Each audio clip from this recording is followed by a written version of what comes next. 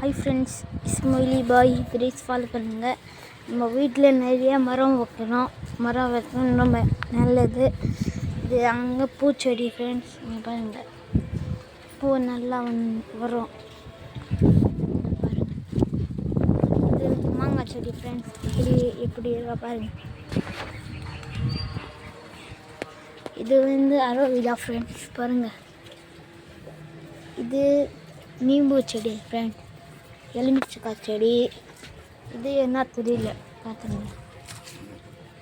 உங்களுக்கு தெரிஞ்சிச்சுன்னா கமெண்ட்டில் பேர் அனுப்புங்க. இது நாம் இப்போ தான் வச்சோம். இப்படி இருக்கு ஃப்ரெண்ட்ஸ். இது பார்த்துங்க.